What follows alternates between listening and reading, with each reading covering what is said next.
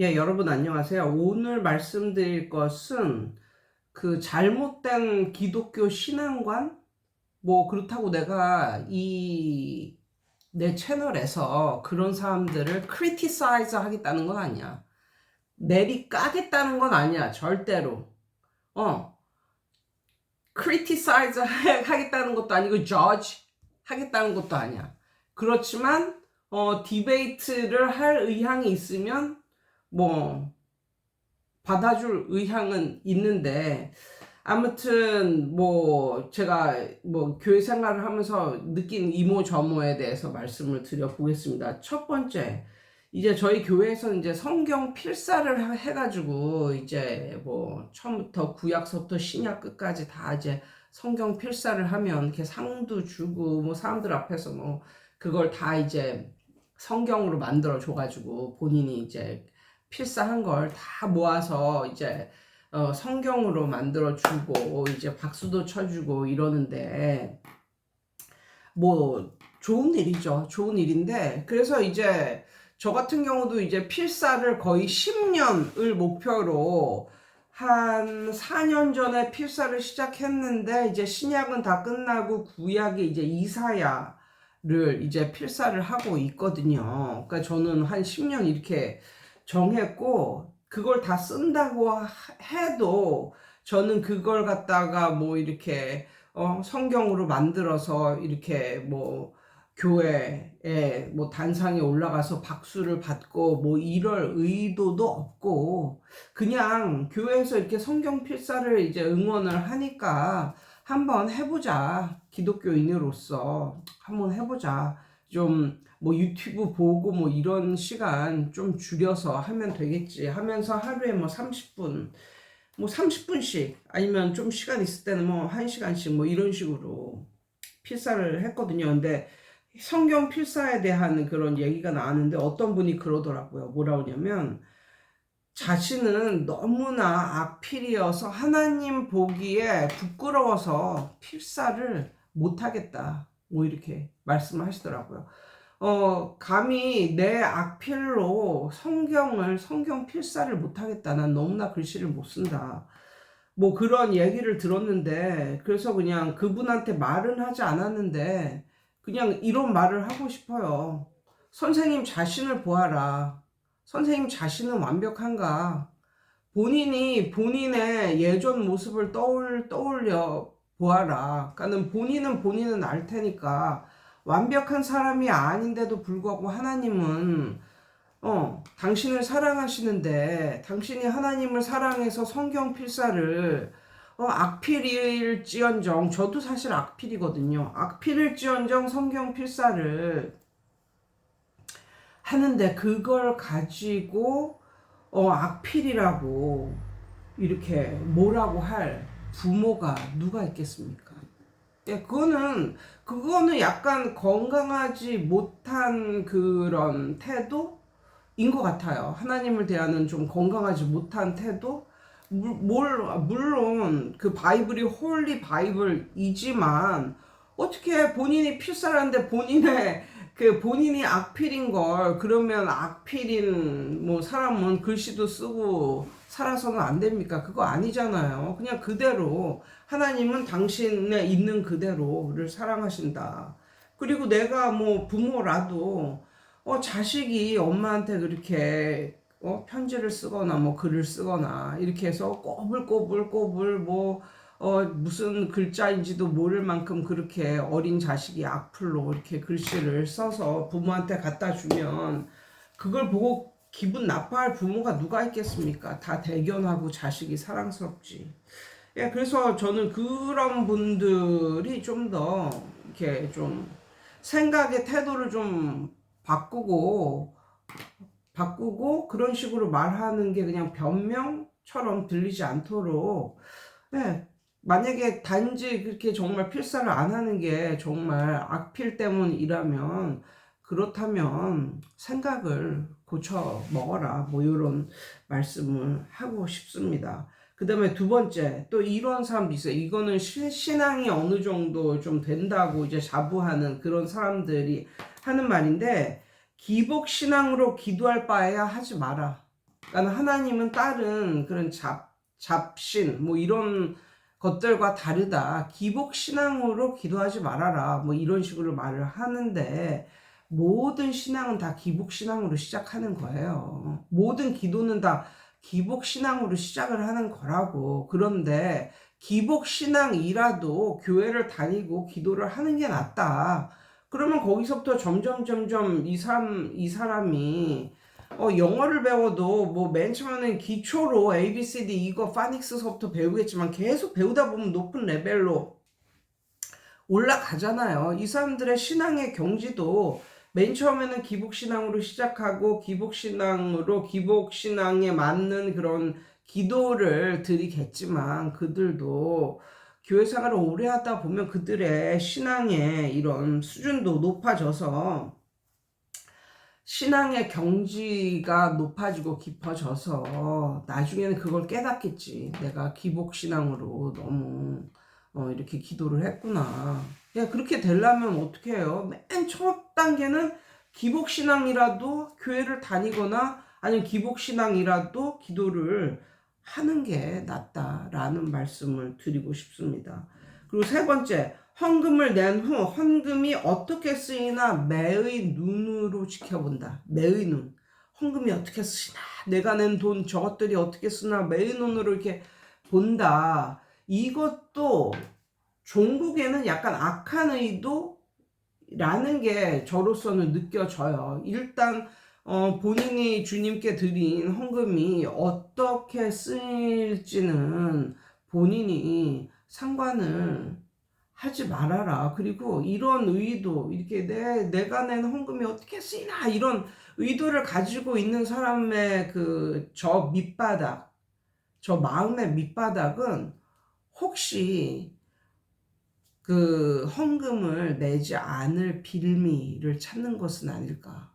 뭐 이런 식으로. 아니면, 그러니까는 좋은 의도보다는 악한 의도가 좀 더 있지 않을까. 뭐 이런 생각을 해 봅니다.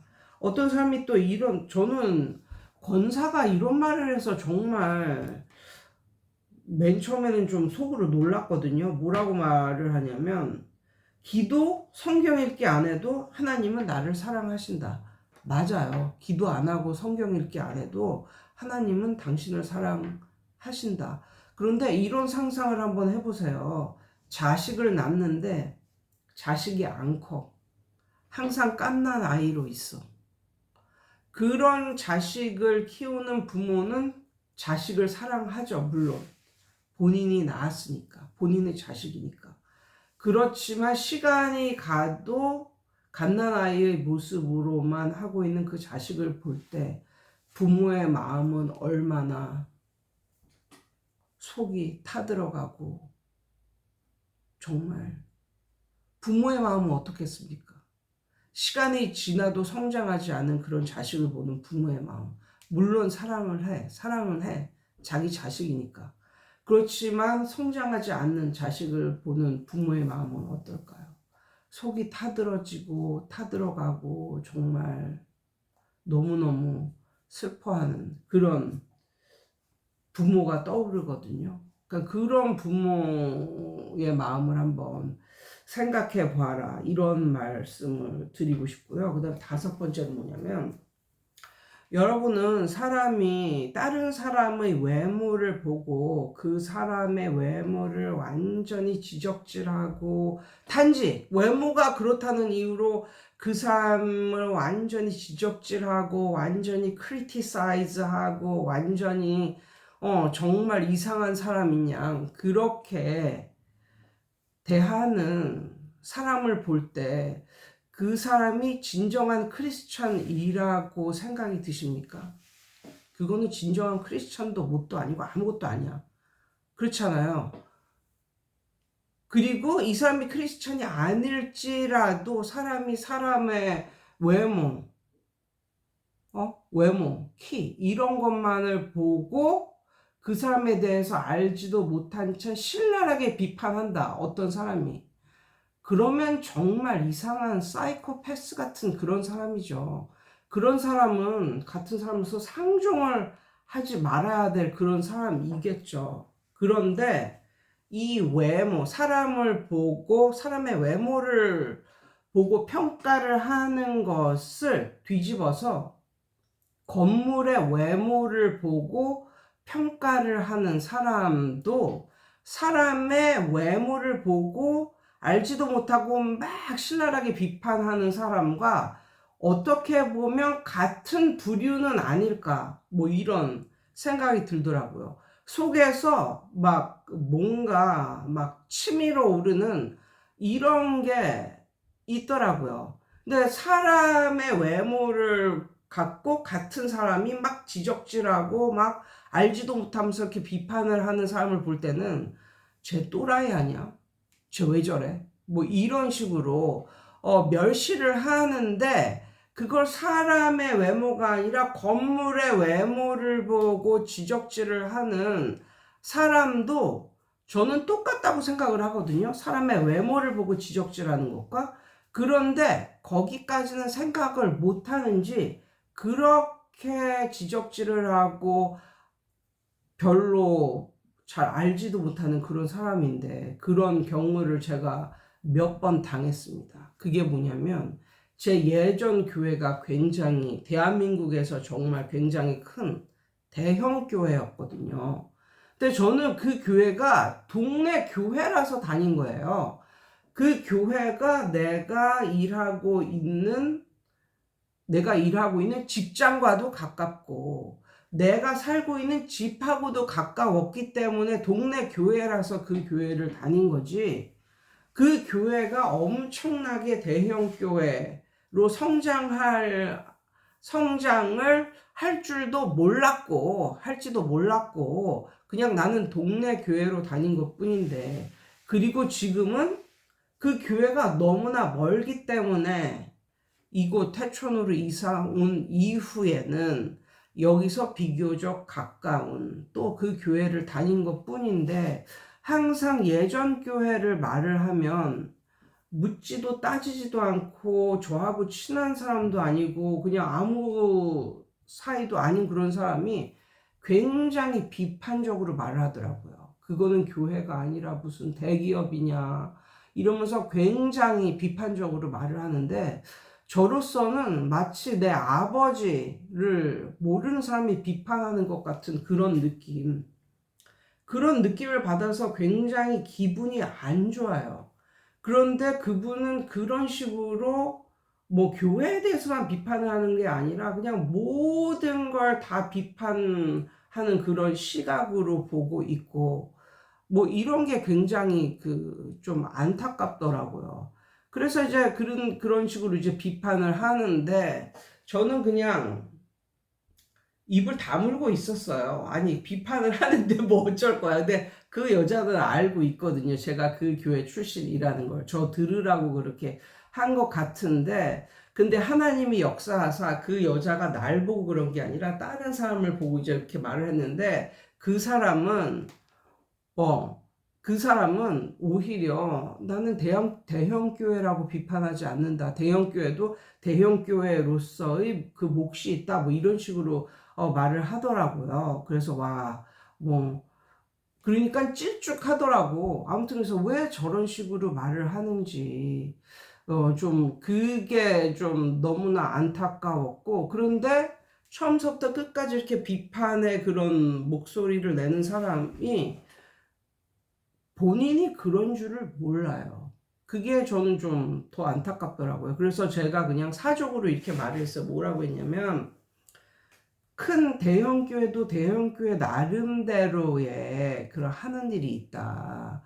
예를 들면 제가 아는 바로는 칼 세미나라고, 그거는 진짜 예전에 제가 다녔던 20년 넘게 다녔던 그 대형 교회에서만 하는 일인데, 우리 대한민국뿐만 아니라 전 세계에서 1년에 한 번씩 칼 세미나라고 하는데 몇백 명의 목사님들이 옵니다. 그 목사님들은 막 중국 연변에 살고 있는 작은 개척교회 목사님들서부터 시작해서 대부분은 좀 개척교회, 좀 작은 교회 목사님들이에요. 그런 목사님들을 모아놓고 목회에 대해서 좋은 조언을 해주시고 이렇게 몇 박 며칠 를 이렇게 하는데, 스테이 할 수 있는 곳도 다 잡아주시고, 몇 박 며칠 동안.